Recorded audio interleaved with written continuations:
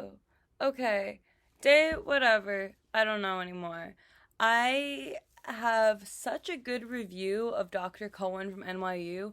I'm gonna wait to do my real, like, Dr. Cohen review in the end, though, because like, I feel like when I've seen previous reviews, it's been like all about this doctor and how I feel about them as one video versus like a span over time. Um, I just want to say, last night I passed out again. I passed out twice. Basically because I don't think we took a video of it. Probably should. I'm a little self-conscious though, so honestly, if I do, I'm gonna like blur it out and y'all can figure it out for yourself. But basically, um, new binder, right? From yesterday. Um, I like passed out again and it was basically I got the adhesive off. That's what I'm trying to say right now. Sorry, I'm like all over the place. Got the adhesive off and the adhesive was peeling off my skin because I'm sensitive. Woo.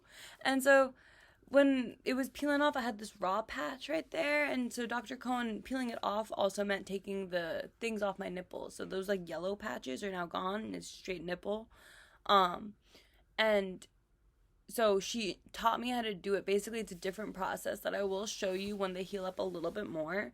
But the process is like you take the gauze off, you super basotrace or Bactroban, I think, in your nipples, like completely covered. And they look dead. They look shriveled up. They look like chocolate from SpongeBob. Apparently, they get better, and everyone who gets like top surgery, it looks like that. But like, it's a little freaky. I'm not gonna hold you. It's kind of scary.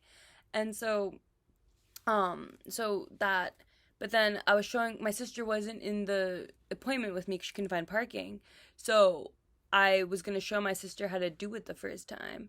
And already on the way to the bathroom, I was just thinking about like, and I guess because like I do have anxiety disorders, which is what I'm gonna get into at the end of this video when I talk about like bad psychologists that I had in the past. Because I should do a whole video about him, honestly. He was someone who really tried to prevent me from getting the surgery for sexist reasons. Probably very terpy as well. Anyway, so I was just thinking like I have this I'm a very anxious person. I have a lot of panic attacks and I was just like, wow, I have tubes in my chest. And then the more I thought about it, the tighter my chest got and the more I was like hyper aware of just like all the foreign bodies in my body right now and like this binder pressing in and I was just like, like starting to panic. And then my sister and I were gonna do my drains. So I go to the bathroom and basically by the time I got there, I was already passing out. Like I was already like just lightheaded and spinning and I just had to sit down. And I was like really, really like scared. Like I was kind of scared for my sister to actually watch me passing out, but I was also just like very scared because I was just like, why am I passing out again? Because when I talked to the doctor, she said it could have been from like everything, like the oxyvalium, anesthesia, the weed, edibles, plus like the day I got home, I went on a long ass walk when I probably shouldn't have. So she was like, plus I haven't been sleeping, I've been having a lot of nightmares. So she was like, everything could have been a factor that caused you to pass out that day. But then 2 days later, I passed out again last night. So I so basically I was freaking out and then we pulled the gauze off cuz since I said the adhesive was pulling off my skin, not my nipple skin, but like just under my armpit. And so when I peeled that off, it started bleeding and the blood was just coming out so fast from the raw patch and the gauze coming off. And because the gauze is like non-stick gauze, but like apparently I'm just so sensitive to it that it did rip my skin a little bit on the raw patch. So I just like full blown panicked. Like I started like I couldn't breathe again. Everything got tight. I was like hurting and sweating and like spinning and just like passing out. My sister was just like there like trying to comfort me. And so then we called the doctor. This is another reason like NYU, mwah, you know, we called they had the on-call doctor. Who was the doctor? It was Dr. Cohen. I was like on the phone like, hey, I got a bilateral mastectomy and I'm having a panic attack and I don't know how to change the nipple covers. Am I gonna rip my nipple skin off? And she was just like, Alex, it's Dr. Cohen. Hi. She basically reassured me that I will not the nipples are stitched in. You cannot rip your nipples off. As much as you think you can rip your nipples off, you cannot rip your nipples off. The reason you put so much basotracin on too is so that they don't dry up and attach to the gauze. So she, one, was saying she would never give us like things to do at home that she didn't think we could do. Like she would have you stay in the hospital if she didn't think you could do it yourself, you know? And two, she basically reassured me because I was like in bed panicking so hard. And she was just like, hey, like, there's so much basotracin in your gauze. Just come in the morning and I'll be there and I'll teach your sister how to do it so you don't have to do it for yourself. And then she assured me, like, you won't rip your nipples off. They won't dry out overnight. Like, every anxiety I had, she kind of just, like, had a way of just talking me out of it. So I was actually had the best sleep I've had since I got the surgery. I actually rolled onto my side while sleeping. That's how deep the sleep was, that I didn't, like, wake up in pain from sleeping on my side, even though you're not supposed to sleep on your side. But that's how good my sleep was. And so then today, right, so that was last night, which, like, it was like 11:45 p.m., and Dr. Cohen called me. Like, she's such a good doctor. She's so caring and, like, so professional. But today, we went into the appointment. It was, like, 9:15. We were the first person she saw that day, too. Like, bless her, I love her so much. And she taught my sister how to do it all, talked us through it. Also, my nipples looked a lot better today than they did yesterday. Yesterday, it really looked like chocolate. Today, they looked a little bit more hydrated. But she gave us extra gauze. She explained everything. She, like, calmed down the anxiety. And then my sister was telling her basically, like, what do we do about when Alex is panicking? Because, like, I was also running out of Oxy, so I was kind of, like, only taking it when the pain was bad versus, like, how it's supposed to be once every 6 hours. I was kind of like, let me just wait till this gets bad and then do the pain management, you know? So one, she was telling me it's better to be ahead of your pain. Don't wait till it hurts, but handle the pain first so that it doesn't all hit you at once and lead to you passing out, because that was something we came up with too, where, like, I am a skater, I take tons of slams.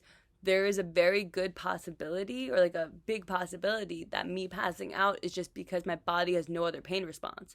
Last night I cried in pain, not even emotional pain. It wasn't like frustration crying either. It was like, I am in so much physical pain. There was nothing I could do besides, like, whimpering and crying.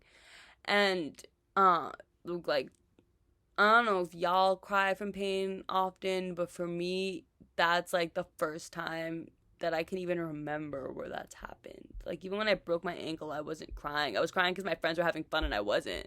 But I wasn't crying from broken bone pain, you know? Every time I accidentally stepped on my broken ankle, I wasn't crying from broken bone pain. But yesterday, taking the binder off and bleeding out my armpit had me in tears. And so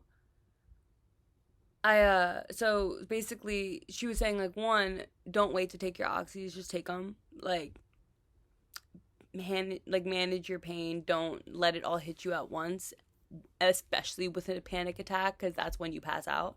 But then two, because I, like, am so adjusted to, like, taking slams and stuff, like, my body doesn't have much else to do when it's in pain besides just pass out from the pain. Like, I used to get really overstimulated and fall asleep, so it's kind of like that, where it's like there's just so much pain, your body doesn't know how to cope with it, so it just, like, you know. You heard my neck crack? That was loud. At least it was loud to me. It didn't work on the other side and I was uneven.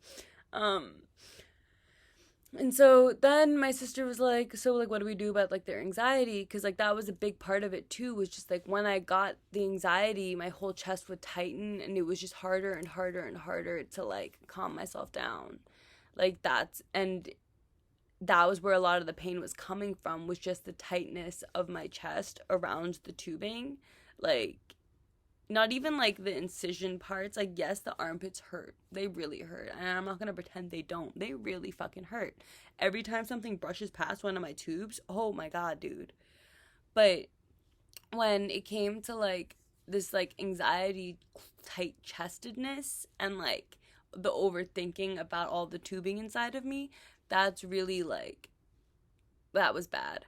So today she prescribed me Valium and Oxy, like, or more Oxy and Valium, because she was like you have like dangerous levels of anxiety for this right now. So like, here, just when you're really panicking, take this.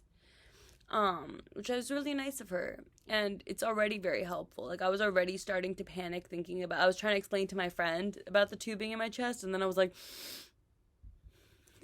I panicked, and so then I took one, and like, right now I was able to just talk about it all, and like, the anxiety isn't hitting. I still like, I'm hyper aware there's tubing in my chest, but I'm not like hyper anxious and stressed about it, you know? Which is like nice, because now I can like informationally tell you about it. Um, it is a little painful, and I probably will end up taking an Oxy in like an hour or so, but um, it like is very helpful and very like understanding of her too, where she just like, she was so good at calming me down and answering all my questions and like being so professional about it. So great review for Dr. Cohen, which I'm gonna give like a full review at the end of this. Um, at the end of this video, like the end of this whole process. The thing I wanted to talk about though with bad psych, right? And anxiety was basically, so I had this really sexist psych. Actually, I'm gonna do some separate video.